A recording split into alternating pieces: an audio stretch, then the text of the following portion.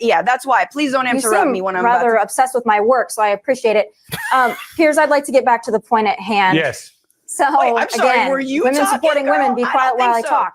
No, you no, talk very feminist of you, Francesca. Francesca, can you let another woman speak, please? Yeah. No. So much for being a feminist. I'm not going to, because you talked about Harris. So much for being a feminist. Can you let another woman speak? I swear to God, revoke all of their vaginas. Revoke the vagina, including Piers Morgan's. Take his vagina first. Francesca Fiorentini was a guest on Piers Morgan, Uncensored, and squared off against Tomi Lahren in a conversation about athletes sharing political opinions, and as you can probably guess, things got heated. Francesca always makes great points and slips great one-liners in her appearances on the show, so we're in for a good time here. I'll let the clip play and share my thoughts on what's going on every now and then. Let's get right into it. And that said no homophobia on it. I don't care enough about this story. That's sort of what I'm trying to tell you. This is just bait. But I do catch Tomi Lahren because she's very vocal about athletes and whatnot. And then she has nothing to say to my response. Although I did want to talk about Butker. Common sense as usual. No, but I thought we were talking about Harrison Butker. I didn't get any bite at the Butker apple here. Well, have a bite of the Butker apple. Go on. I think we all know what we're going to say, so we can just summarize that. Yes. Girl, don't you have a Beyonce album to get pissed off about? This because it's something. She's in a cowboy outfit. Okay. Ooh, she got an American flag on. She thinks she's a country singer. I'm sure you've got a few videos to do about that. But so this is Tomi going. She goes, we can just summarize what she's gonna say because we know what she's gonna say. But the real thing is, and so then I said, girl, don't you have a Beyonce album to get mad at? She got an American flag on. Ooh, she thinks she country. And you know she does. I haven't checked her YouTube channel. I don't give a fuck. But I guess she's moved on from getting mad at Beyonce.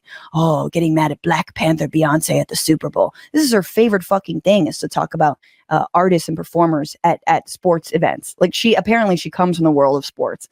So there you go. Whatever. Yeah, that's why. Please don't interrupt me when I'm rather obsessed with my work, so I appreciate it. Piers, I'd like to get back to the point at hand. Yes. So I'm sorry, again, were you women talking, supporting girl? women, be quiet while I talk. Support women and be quiet while I talk. So I'm like, I would like to bite at the Butker apple, and then they're like, I'm gonna actually just keep talking or something. Then they start talking over me, and I'm like, not gonna happen.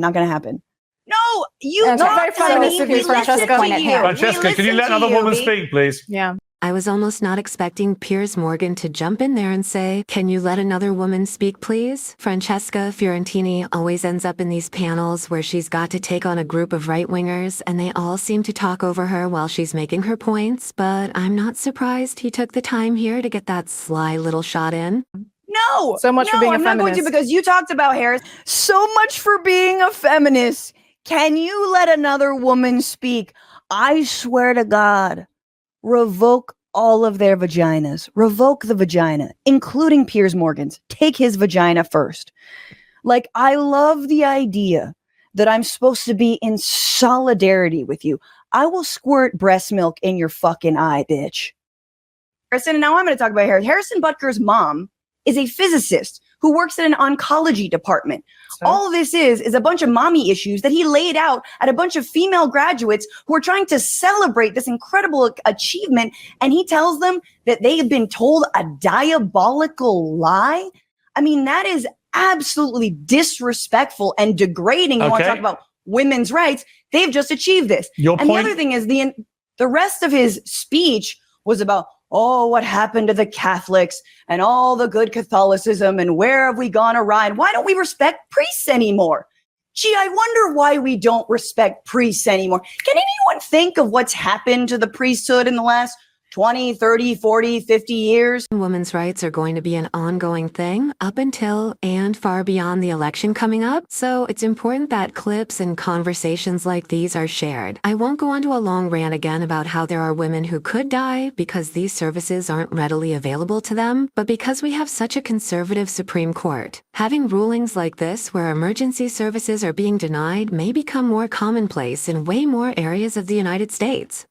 We'll skip ahead to when they start talking about professional athletes protesting. You can do whatever you want, but people are going to criticize you for it. Yeah. Right. You can do But it's beyond that. They're like, they want you off the fucking team. They think you're un-American. Athletes can do whatever they want. If Colin Kaepernick wants to sit or kneel or do whatever he wants, he's more than willing to do it. Colin Kaepernick, the only guy who was literally canceled because he knelt during the national anthem, actually canceled, cannot get a contract, cannot get employed by the NFL.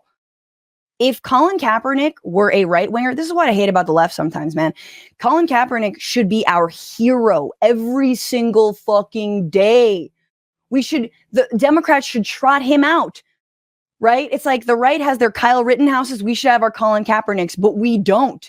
He was actually canceled for standing up against police brutality by kneeling for the national anthem. Previously, we talked about how right-wingers are completely opposed to violent protests so long as they're coming from the left. But we see in the example of Colin Kaepernick, even his non-violent silent protest was extremely distasteful to them. I don't think there's a place for any political violence and violence protest, especially if the point can be made without violence or destruction. But taking issue with nonviolent gestures that appear as the alternative is very questionable to me. We still don't talk about this enough. But we're talking about a separate issue here. The national anthem we're is not. That's literally the same thing. It's personal expression. It's being required.